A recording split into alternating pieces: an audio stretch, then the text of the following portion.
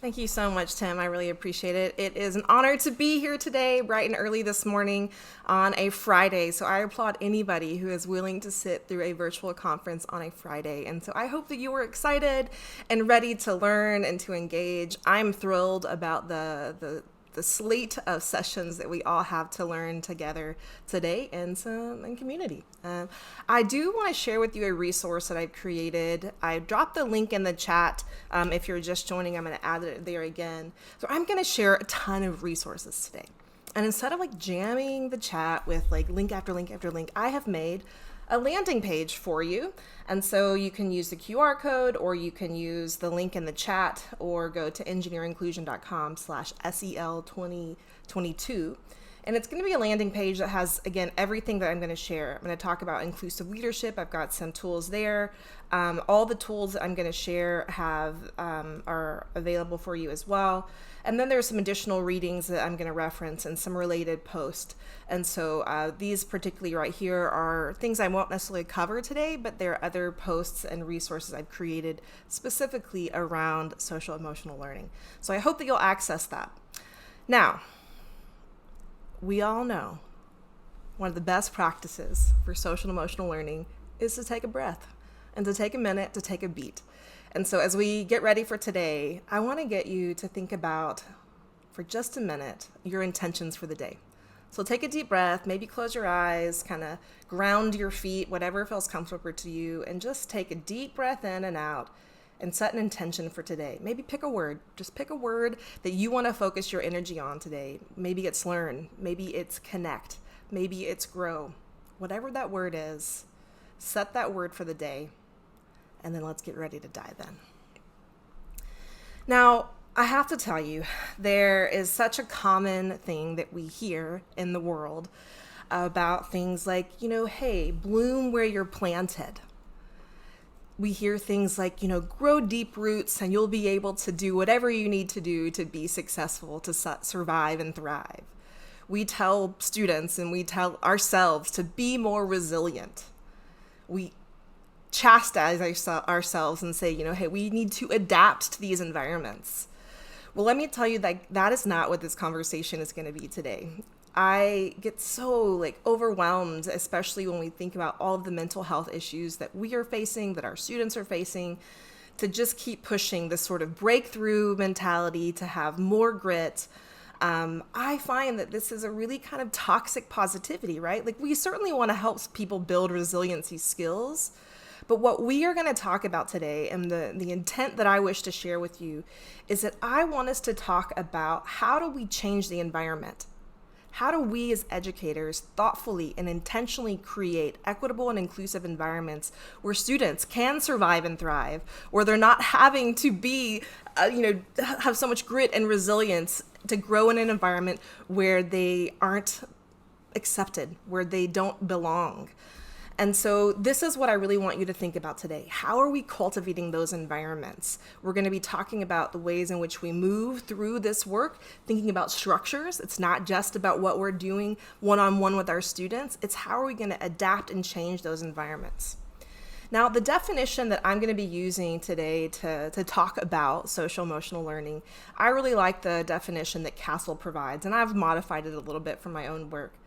But we're going to be thinking about what are the knowledge pieces, what are our own attitudes, and what are our beliefs, and what are those behaviors and skills that we need to develop and apply to build our own social emotional learning and that of our students. And so when I think about those different key pieces, we're talking about the ways in which we build healthy identities. We're talking about the ways in which we learn how to understand and express and manage our emotions, the ways in which we set and reach the goals that we want, the ways in which we understand and practice empathy. Empathy is the foundational piece of all of my work, and how do we create those equitable and inclusive environments where we can facilitate belonging for people. We also know that a big part of SEL is the way in which we build and maintain healthy relationships. And then finally, how do we learn how to make those really good decisions? And so all of these things are really going to sort of frame and set forth the conversation that we're going to have today. And my agenda for us, I've got 3 sort of sections. First, I'm going to ask you, are you nudgeable? You're thinking, what does that mean? I'm going to tell you. The second key point is we're going to talk about stewarding. What is stewarding and how do we make sure that we're doing it? And the third is, are we engineering inclusion? All right, so let's dive in. Now, I'm going to start with a beautiful photo of my dog. Now, this is Dodie. She is over 14 years old, and she's a wonderful dog. She's a rescue. I got her when she was about 1.5 years. And so now that you're looking at this sweet dog, if you're not a dog person, imagine it's a cat. Sometimes she could act like a cat. But let me pose a question for you. Say that you visit me, you come to my house, and you sit down on the couch. Now, Dodie is going to jump up and snuggle next to you because it's her couch. It's her house. I just get to pay for it and live here with her, right? So she snuggles next to you, and then she nudges your hand. Now, tell me, what is the appropriate response when an adorable, cuddly little thing nudges your hand? You pet her. Of course you pet her, right? Now, what she's done in that nudge is she has altered the environment. She's given you a clue, a very powerful and somewhat subtle suggestion, or maybe not so subtle, and suggested the desired behavior that she wants you to have. And then what we typically do is we change our behavior as a response to that nudge. And so I want you to think about my dog Dodie or your favorite pet, and how do we change the environments? So nudging is the process of influencing behavior through small changes in information or adaptations to an environment. It's a way to influence choice without removing the agency to choose. So this nudge theory, I highly recommend the book by Richard Thaler and Cass Sunstein. And it's a really interesting book, and it really comes from behavioral science and economics theories. And so understanding the way in which we sort of change these environments is really important. So you probably practice nudging behavior. So some things that I do, some ways to nudge my behavior to change my environment, is I set my automatic calendar event links to 50 minutes. So that's nudging me to wrap up sooner so that I can have a break between meetings. I don't go to bed with my phone. I leave my phone downstairs in my office so that I don't endlessly scroll before I go to bed and endlessly scroll when I get up. I'm changing the environment, right? And when possible, I blind reviews. So when I have to grade things or rate things, it's important to me to blind them so that I can remove the potential for bias. So the key here is to think about, how do we change our environment and nudge ourselves to create new behaviors? So I want to ask you today, I'm going to be using several Slido polls because I want this to be interactive and engaging. So if you've never used Slido, if you've got a smartphone, you can open up the camera and then hover the camera over the QR code in photo mode, click the little bubble, and then this is going to be the same Slido poll that we're going to use going out throughout the day. And so you'll see it refresh as I offer you new questions. And if you aren't, it's easier to work from a smartphone, but if you don't have a smartphone with internet access, then you can go to slido.com and then type in 079714. Now, I'm going to give you a few minutes. I can see up here in the top right that 10 people, 11 people have contributed. I want you to think about, how nudgeable are you today? I'll give you a few more seconds to let people sort of settle in and figure out this tool, because we're going to be using it for several prompts today. How nudgeable are you? I'm going to give us 15 more seconds. So again, while you all are accessing this Slido, I do want to point out that, again, all of the tools and resources that I'm going to mention are on the website. And so you can access those to help you through your note taking. All right. So we got 34 people have contributed. Now I'm going to pop up the distribution here. And it looks like we're all pretty nudgeable today. We're all ready. We're excited to learn. We're excited to learn different ways that we can change our environment and change the environment of the students that we serve, so we can employ more opportunities for them to reach their potential and success. Thank you for participating in that. Go ahead and keep that browser open on whatever device that you've used, because we're going to come back to it later on. So I want us to think about, what I want to invite you to think about today is, what is your lens? I have my glasses on today, and I'll probably take them on and off because that's just kind of how I operate. But, we have lenses. They help us see. Sometimes they're really dirty, and we have to kind of clean them off. But the way that we look at the world is based on our lived experiences, right? And the way that our lenses are shaped, the way that our lenses are designed, the way that they are a function of our lived experience, they alter our perspective. And when we use the same way of thinking about this, it's very popular for us to talk about the sort of notion of culture as an iceberg and the identities of our students, of ourselves as an iceberg. But, when we think about, if we're on a ship and we're looking out on the Titanic and we're trying to see what's our perspective, what's our lens, so often our perspective is such that we can't see below the waterline. We can't see what we can't see. And so we have to have a greater perspective and understanding that what else might be true, right? There might be so many other things happening that our students are experiencing that we can't see. And so with that in mind, we begin to think about all of the different dimensions of diversity. Now, this is not a comprehensive list, but, we can sometimes visibly see, we can maybe visibly suggest or consider what someone's race and gender might be. But sometimes we don't know those things, right? They may be things that are under the surface, particularly when we think about the identities of our students and as they are developing their own identities. We can't always see socioeconomic status. We can't always see hidden disabilities.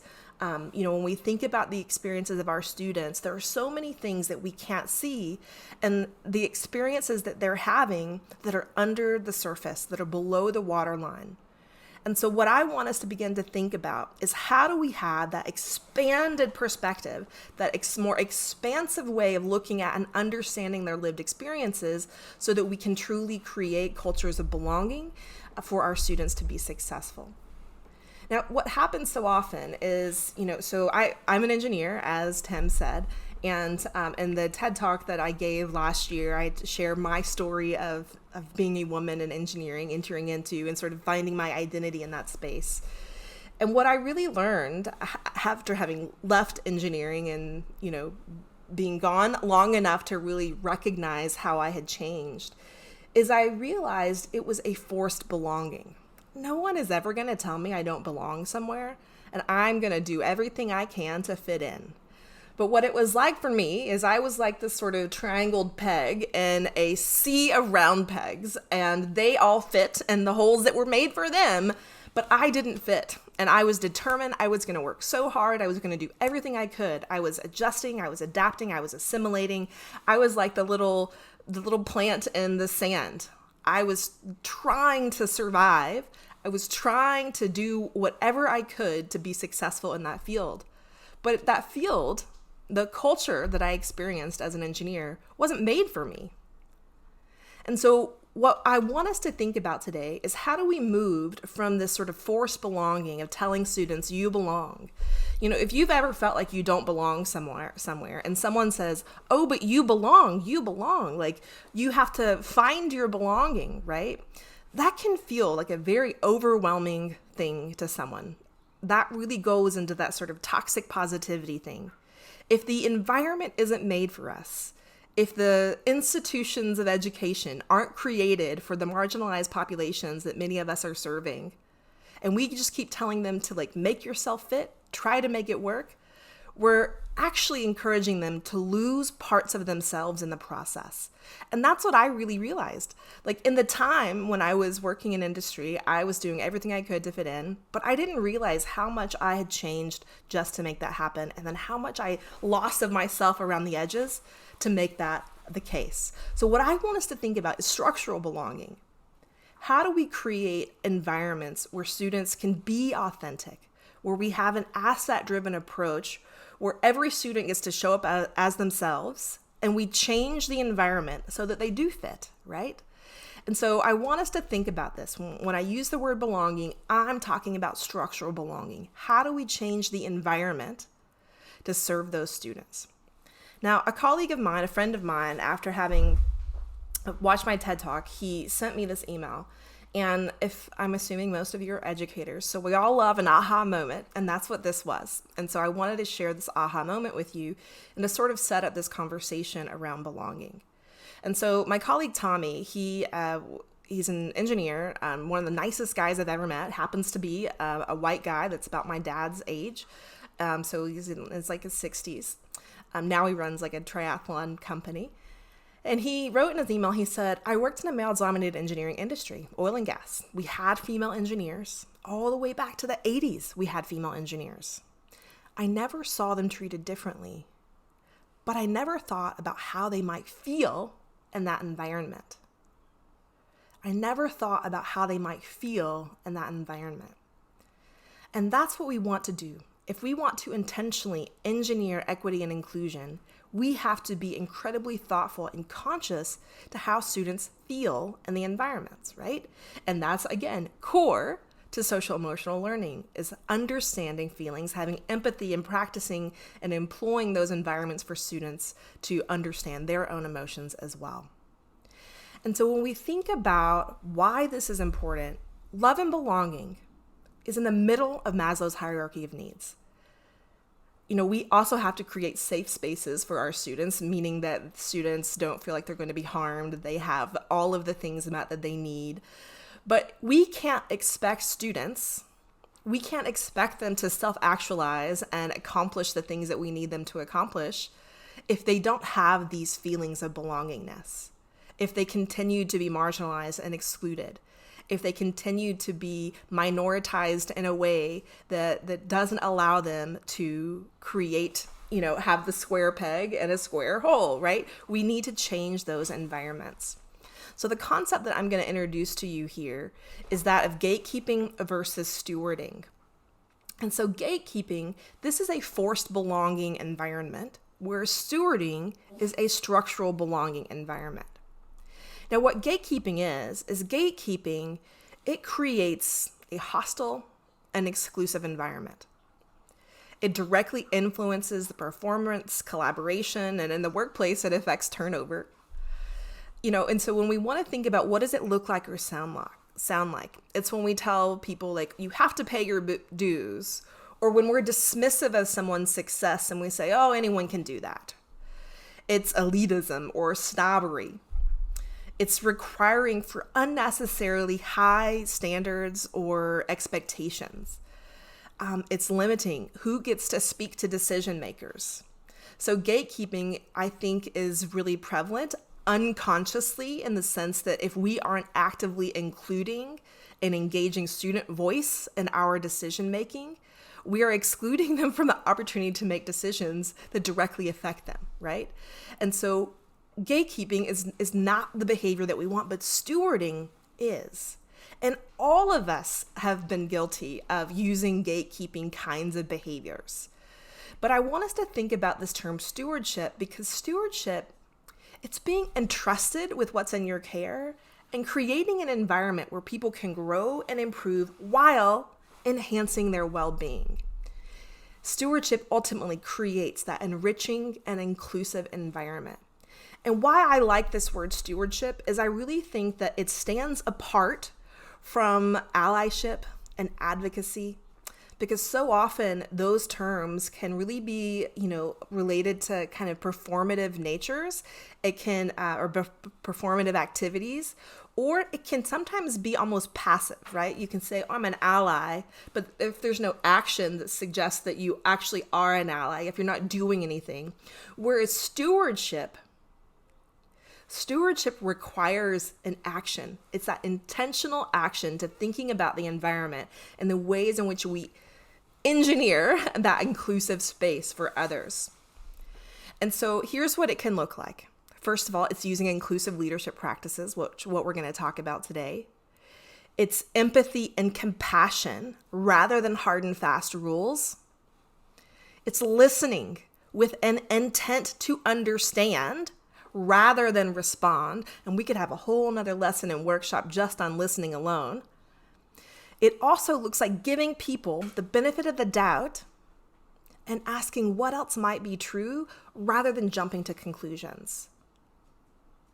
And so stewardship and how we begin to employ that, I've got some prompts for us that can help us to begin to activate these behaviors in our work. So you can download this again from my website, but there are 4 key areas that we're going to talk about: relation, communication, location, and situation. And these prompts, how I encourage you to use this tool is to think about this as a regular sort of reflective exercise and how you as an individual, how you as a team, how you as an organization are making decisions. To think about, are you employing stewardship behaviors? So let's look at the first section. So the first is that of relation. This is how we build community with other people. It's that connection that we have. And so we want to ask ourselves, and when I say prompts, they're prompts to get us to think and reflect and then begin change our course of action. So first, are we choosing compassion and empathy? Are we choosing compassion and empathy? And we know that these are core tenets of social and emotional learning. The next, are we building trust and maintaining integrity? So are we building trust and maintaining our integrity? Are we going to do what we say we're going to do when we say we're going to do it? And this third one really is something that I have to practice a lot. Are we prioritizing others over our own egos? And so this one is really connected to the sort of situation area that we're going to talk about. Because sometimes in order for us to prioritize others over our egos, it means that we need to get out of the way, right? And so the next area is that of communication. So this is how we are engaging in the way that we're talking with others. And communication is a really big piece of inclusive leadership as well. So if you've ever heard of wise feedback by Carl Yeager, this first bullet is really a nod to his work. Are we communicating high expectations and a belief that those high expectations can be met?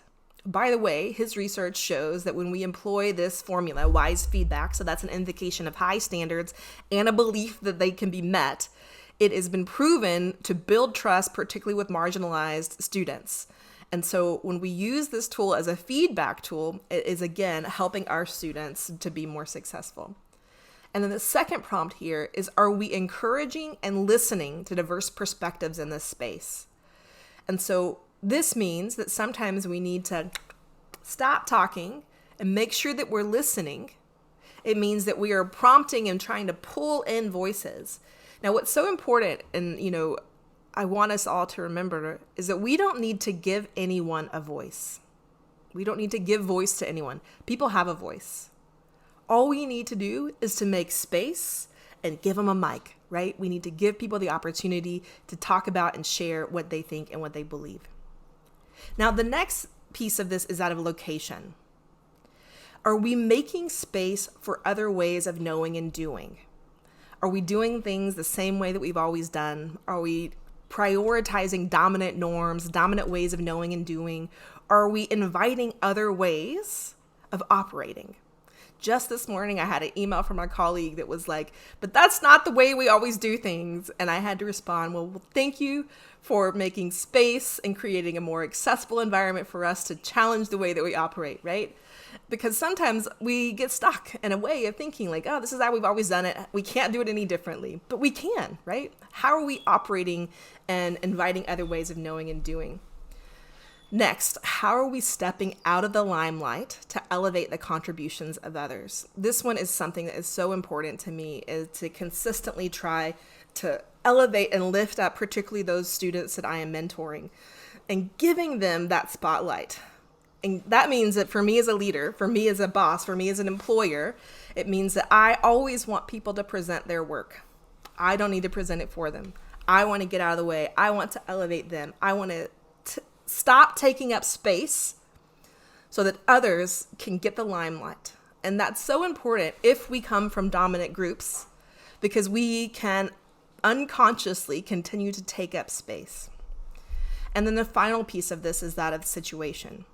Are we intentionally engineering an environment that's conducive to growth and well-being? How are we changing? How are we cultivating a space for people to grow? How are we nurturing their well-being? And then the final prompt of the stewarding prompts is, and this is a big one, are we perpetuating or upholding oppressive behaviors that limit access to traditionally marginalized and minoritized groups? And this is a big question, and maybe I saved the biggest and the best for last. But this is so incredibly important because for us, as we begin to develop our own inclusive leadership skills, because it is a journey to becoming, we never end that journey, that we have to consistently think about, how am I unintentionally upholding the sort of systems of oppression that have continued to persistently and consistently marginalize and oppress people who have been on the margin, been traditionally excluded. We have to be really intentional about that. All right, so again, you can download this summary on my website. So now I want you to think about, in this prompt here, how will you practice stewardship to foster belonging? And if you're on your phone, you should be able to, there's an image there that sums up all of those prompts so that you can kind of have those as a review. So think about, how will you practice stewardship to foster structural belonging? Let me know your thoughts. This is a word cloud, so we'll see what everybody says here.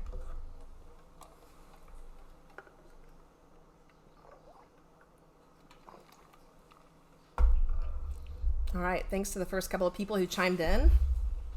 So thinking about relation, listening, maybe I think silence means making space for people to talk. Active listening.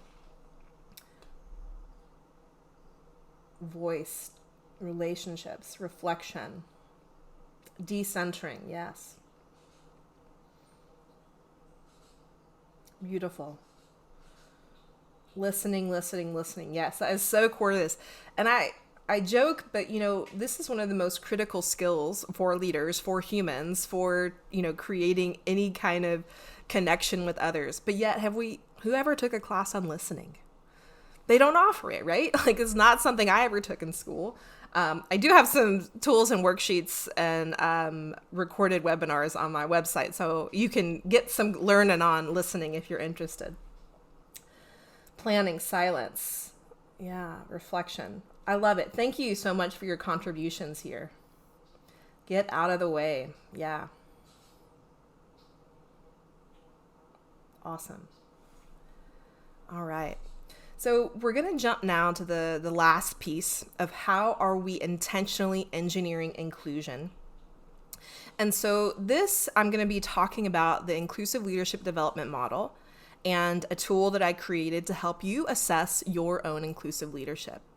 Now, this is the model. I'm not going to go over it just yet, but I'm going to set us up for it. And so again, we've got this 4-part model that it is a journey. It is iterative. You have to practice and employ all of the things at once. It's not like I'm going to do this one first and I'm going to do the second one. That's not how it works. You're doing all the things. It's this continuous iterative journey. And so when I talk about inclusive leadership, what I mean is it is a set of leaders' behaviors that focus on facilitating group members or students or our classrooms. They're feeling part of the group while retaining their sense of individuality, while contributing to group processes and outcomes. So inclusive leadership means that we are employing behaviors that are delivering these outcomes.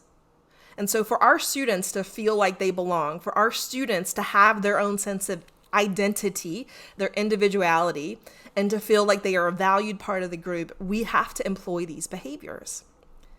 And so inclusive leadership, why it's so important is it facilitates belonging. It helps people feel valued. It also enhances performance, improves collaboration, boosts attendance, and reduces turnover, right? So there are all of these great business outcomes too, and great outcomes for our, bottom line and for our, reports that we have to run at the end of the year. But to me, the most important thing is that I want to create spaces that facilitate belonging and help people feel valued. That's what's most important to me. Now, hot off the presses, I haven't even told my co-authors this. The book chapter that we wrote, we've been writing for 2 years, almost 2 years, is live. So they don't even know yet. I just saw it was posted live last night. It's open source, so we've paid so that you can read this book chapter. And this is specifically for inclusive leadership development for engineers. But if you teach STEM, then it draws for both pre-college and post-secondary. And so, yes, it is very exciting. I feel like I was thinking, well, I should do this again. But then I was like, wait, wasn't this really painful? But yes, it was really painful. So again, access that to learn more. But again, everything is on my website to help you to draw through this. So we're going to talk about this inclusive leadership development model. And what I am going to be introducing to you first is the Inclusive Leadership Growth Continuum. And there's a reflection tool that you can download on my website. But this growth continuum that I've created, it is a strengths-based, asset-driven approach to reflecting on where we fit along this continuum.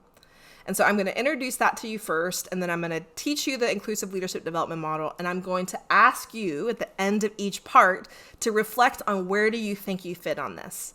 And so, again, you'll have that tool to reflect on. So the first part of this growth continuum, and where anybody can start and you can move along and you can be at multiple parts at once, is the first part is that you're aware.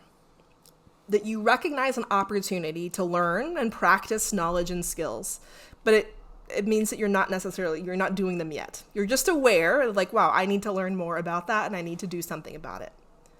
The next part of the growth continuum is that of novice. You're demonstrating beginning knowledge and skills, but with a limited use of the defined practice. The next stage of the growth continuum is that of committed.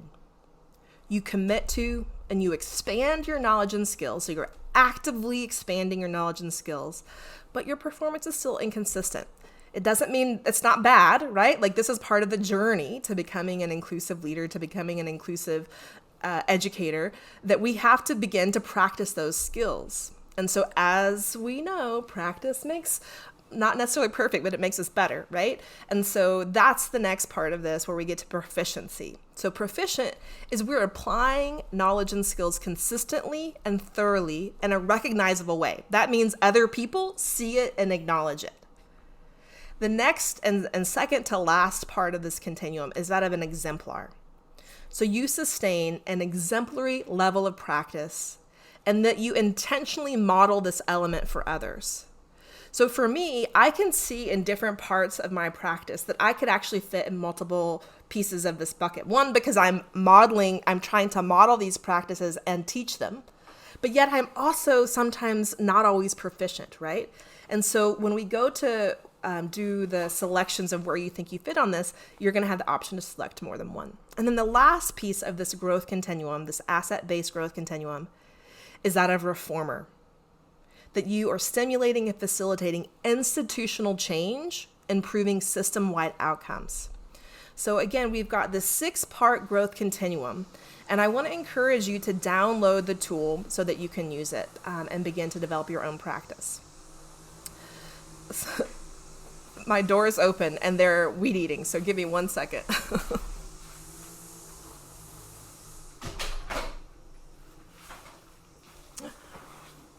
So the joys of working from home, I leave the door open for my 14-and-a-half-year-old dog, and then they're going to weed eat today. So thanks for your patience and understanding on that. So let's dive into to the first part of the model. So that is of the individual. That's the self. And so this first part of the model is where we are looking in. We are trying to understand ourselves. We are trying to build our own consciousness of who we are and how we move through the world. And an inclusive leader, they understand the social and political context that creates their identity. And as we know, identity is a core function of social and emotional learning. For us to have those skills, we have to understand our identity. And our identity is more than just one or two things. My identity is a function of my lived experiences. There are social and political contexts that inform who I am and who I've become and how I move through the world. It influences and biases my perception. Remember, so that one of my first prompts is what's your lens and what's your perspective? That's really anchored here in this first piece. Now, what does this not look like? When we think about people who say, I'm just here to do a job. I'm tired of having to be politically correct. I don't have culture. I'm not biased. All of this language is not what this looks like. Now, how do we begin to challenge it? So there are some planning prompts. So I've got sort of 3 things I'm going to give you: what it doesn't look like, some planning prompts, and some strategies. And so Brent put in the chat, ask if there was some resources. And so yes, I actually shared my slides on my webpage, but I'm going to take those down this weekend. So those are for like hot off the presses. If you want them now, you can access them. But I don't usually share my slides, but I have all of those other resources up there, but they are there right now. So if you go to the SEL 2022, you'll find those resources. The slides are all the way at the very bottom. Okay, so back to the individual. A couple of planning prompts for you as a team, for you as an educator. First, I want you to ask, in what ways are we collectively encouraging one another to reflect on our social and political context and how they create and inform our identities? And I say collectively encouraging one another because it requires this. Just yesterday, I taught, or at some point this week, I taught at a conference, and somebody put a private message in the chat, and it was really critical.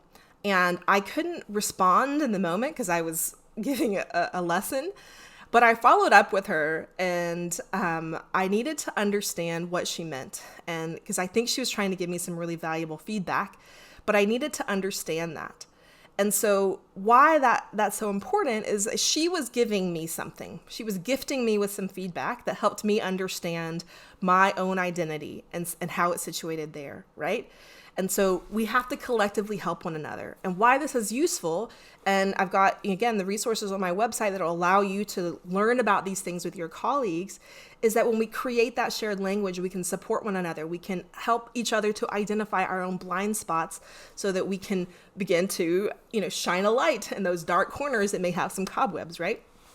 The next planning prompt here is, in what ways are we inviting dialogue that collectively expands our own social consciousness and explains how our identities bias our perceptions and our outlook on the world? And then some strategies. Here's what you can do, right? So 1, examine your own positionality. What is positionality? So positionality is what this definition I've been using. It's that social and political context. There is a 27-page resource on my website to help you understand and identify your own positionality. It's a pretty intense exercise. It will take you a few hours. You might even do it in a few settings, but depending on where you are in your journey and how much work you've done, it could alter that. But I encourage you to do it, and there are also, you can download it because I do give lots of definitions about different sort of intersections of identity. The next thing is to incorporate reflection activities into your day and to create a culture of feedback. All right, so I want you to think about for a second where you might fit on this. So we're going to go back to the growth continuum. Use the growth continuum and rate yourself for part 1. Where do you think you might fit for this? Where do you think you might fit on the growth continuum here?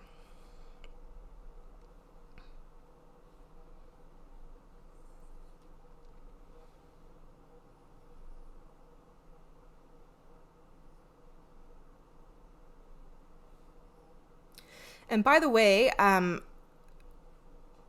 put some questions. If you have questions, you can put them in the chat or use the Q&A tool. And so that will help me kind of guide the last few minutes of my talk here, because I always have more to say than I have time.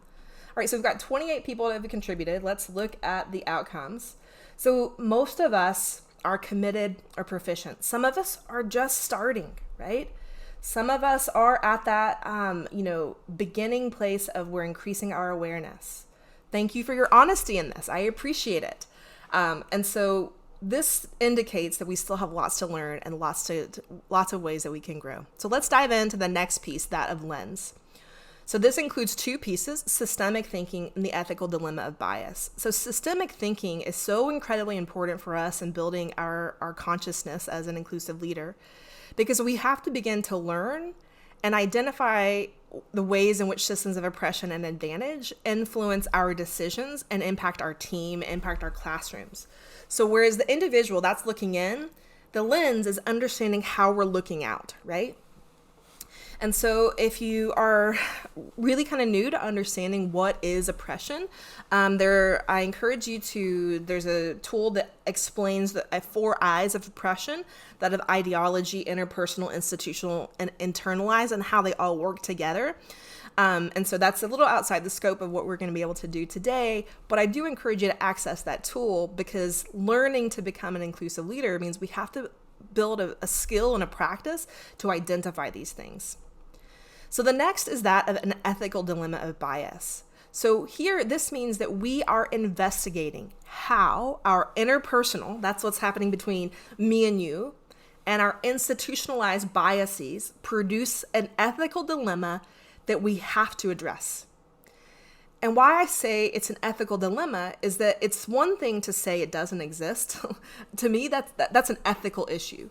If we're saying these things don't exist in the academy, that we can't talk about race because it might make some people uncomfortable, but the truth is that it does exist, and it makes lots of marginalized people uncomfortable all day, every day, right? So it's an ethical dilemma to say we can't talk about those things, because they are true, meaningful issues that people face in and out every single day, and it's the history of our lived experience in this world. So what this doesn't mean when we say things like, well, women aren't interested in tech careers, that's why they continue to be underrepresented. It means when people say they, and I use that word loosely, they just don't succeed in that kind of a classroom, in that type of role, or they didn't ask for more. So that's not what this looks like. But some prompts, some ways that we begin to change our behavior and change our environment is to identify how can we use root cause analysis to reveal the inequities that marginalized people and students face? How are we considering the institutional barriers that marginalized and minoritized students face, and actively working to remove those obstacles and supplant them with supports, right? And then finally, in what ways are we establishing guardrails that attempt to protect us from those biased decisions, policies, and practices? Some strategies that you can employ here are continue learning, expand your knowledge, expand your awareness. It's a journey. There's always more to learn. I encourage you, if you're sort of new to this journey or wherever you are in this journey, it's really difficult to say, to think I need to learn everything I can about race, gender, class, ability, disability, sexuality today. That's really hard. So pick one area and just dive deep, right? Say, I'm going to focus this month on learning about race. I usually do this in a sort of year focus and say, this year, I'm really going to focus my energy on learning more about this, and we got to do the work. Next is to push yourself and others to think systemically. So moving away from the one-on-one interpersonal kinds of things and think about what is happening at the system level, what's happening that has created the outcomes that we see. And how do we begin to address that, have an increased understanding of a student's experiences, and begin to address that. And then again, use those root cause tools to address inequities. So let's pause and reflect here. So using the growth continuum, rate yourself for part 2 of the inclusive leadership development model, the lens piece. Where do you think you sort of fall here? Where do you think you fall in the continuum here?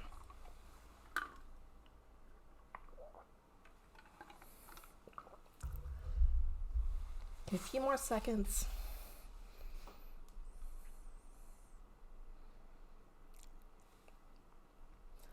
All right, we got about 20 people participated. Let's see what you say. All right, so some of us feel really proficient in this. A lot of us feel really committed. And then there are others of us who are still really beginning stage of this. So welcome, y'all. It's a journey. We got to keep working and learning. I have to say, as a white woman who was raised in, a very conservative, part of the country with very little, if any, social consciousness at all, it's taken me a long time to begin to understand systems of oppression, to begin to see systems. And I really see it as building those sort of superpower X-ray lenses to begin to look into the walls. And the way that I'm learning to do that is asking these kinds of questions. What else might be true? So now let's look at the third piece of the puzzle here, the roadmap, that of practices. It has two pieces, human-centered approach and accountable lifelong learning. So first is the human-centered approach. So an inclusive leader, you're working from an asset or a strengths-based mindset. You're recognizing the value in diversity and the beauty of diversity, and they intentionally lead. These are the words that are so keen to SEL, to the SEL world, that of empathy, curiosity, open-mindedness, to strengthen the dignity of all the humans around us. And then the second piece here is that being an accountable lifelong learner. So an inclusive leader is reflecting on personal and institutional actions, and you're committed to learning more about what we don't know, including other ways of knowing and doing. But then finally, we are personally accountable. We are personally accountable for the mistakes, mishaps, because we're going to have them, rather than deflecting, avoiding responsibility, or just claiming good intent. So what this doesn't look like, it's saying, well, that's not how we do it. Well, that's not what we meant. Or don't be so sensitive. That's not what these practices look like. So ways that you can employ this in your practice are, how are you shifting your mindsets to value and elevate different ways of knowing and doing? That sounds really similar to the stewarding, doesn't it? How are we celebrating those differences? And how are we practicing visible accountability for mistakes, failures, and mishaps? That means, how am I going to visibly model how important accountability is? And some strategies here mean that you can incorporate activities that encourage curiosity and respect of other ways of knowing and doing, and emphasize empathy and accountability as a crucial skill in your classroom and team culture. All right, for the sake of time, I'm actually going to skip over this reflection here and go into this last piece. And so the last piece are those of the outcomes. And there's two pieces, which are culturally intelligent communication and inclusive collaboration. So culturally intelligent communication, what that means is, as a leader, you are attentive to which voices, values, and ways of knowing and doing are present, missing, or silenced. And that you're actively listening and empathically working and searching for those clues to bridge the gaps. And inclusive collaboration, again, is connecting all the dots here, is that we are actively and equitably engaging the diverse perspectives, experiences, and backgrounds to enrich the collective efforts of the group. So again, what this does not look like, it does not look like someone repeating or rephrasing what was said by someone else and getting credit for it. It does not look like us saying, hey, they didn't say much, so they must be fine. Oh, they always go along with it. So it's what we usually do. So it's not a big deal to operate as we always have. Or saying things like, that's not very professional. That is not an inclusive environment or language. So some prompts here. In what ways are we actively listening? And then how are we evaluating and refreshing our team norm so that more people authentically engage? A couple of final strategies before I start to wrap up here is that ensure that culturally intelligent communication and inclusive collaboration are metrics for your evaluations. We measure what matters. So if it matters to you, find a way to measure it in ways in which you're evaluating employees and ways you're evaluating students. Help them understand that it matters too. We want to regularly prompt ourselves with that question as whose voices are either missing or silenced, and what will we do? And then you can host small group listening sessions, but here's the key. You got to listen and then do something, all right? So in wrapping up here, remember that we, started with this definition of social and emotional learning, trying to think about those knowledge, attitudes, and behaviors. And that's my goal for you, is that we begin to build knowledge, we change maybe some beliefs and attitudes that we have, and then we build those behaviors and skills to support our students and all of these aspects of social and emotional learning. And so my final sort of thought to you is this: in what ways can we expand our lens and expand our perspective so that we can intentionally engineer inclusion? I know that the challenges that educators have faced over the last 2 years have been remarkable. And if for those who aren't in education, we can never fathom what you have experienced. And it's been so challenging. And I certainly want to honor your contributions to the future of our world for that. But I also want to add that in order for us to feel like we are having that impact that we want, there are some certain things that we can do for ourselves that are going to help us feel better in the ways in which we serve our students and to serve our teammates and to serve those people in our communities.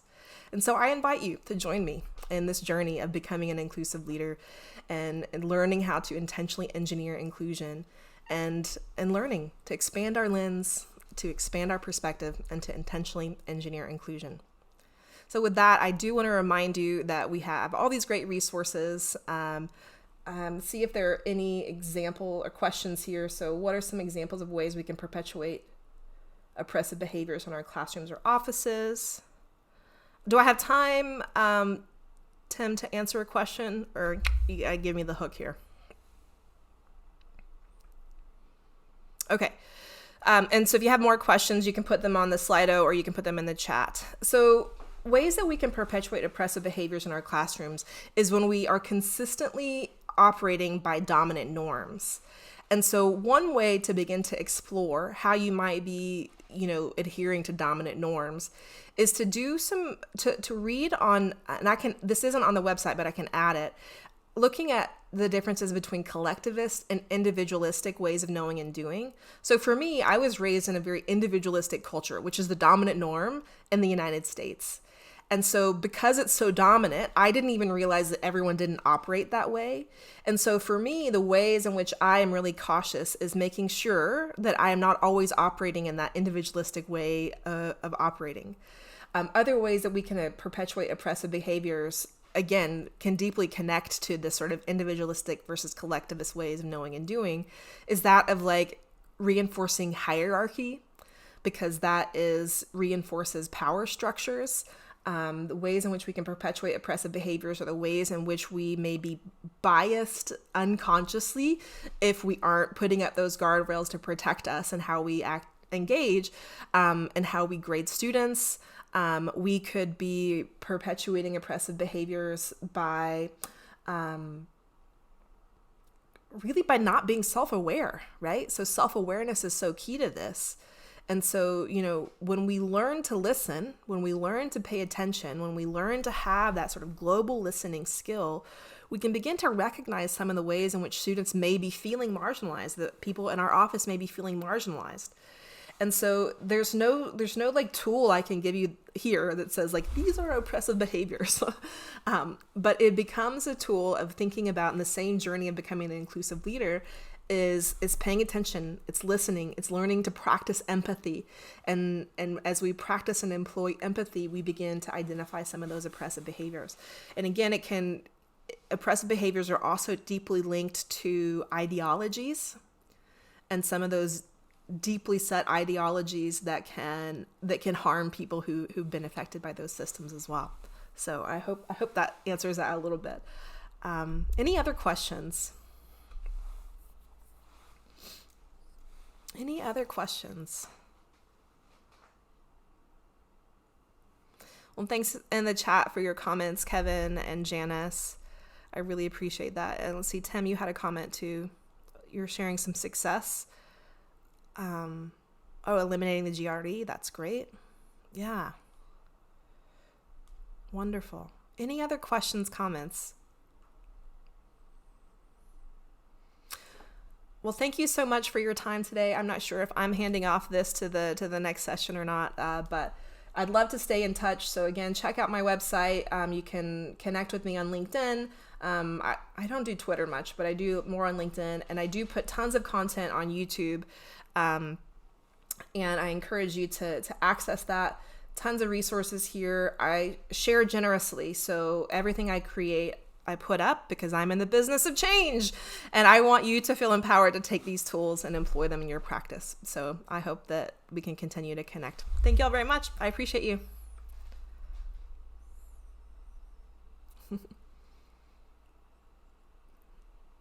Thanks, Janice. All right, so Tim looks like he's having some trouble coming back on. He says we'll see everyone at 9:45. So 9:45, and I assume people know where they're going. All right, I'll see y'all around in sessions today. Thank you.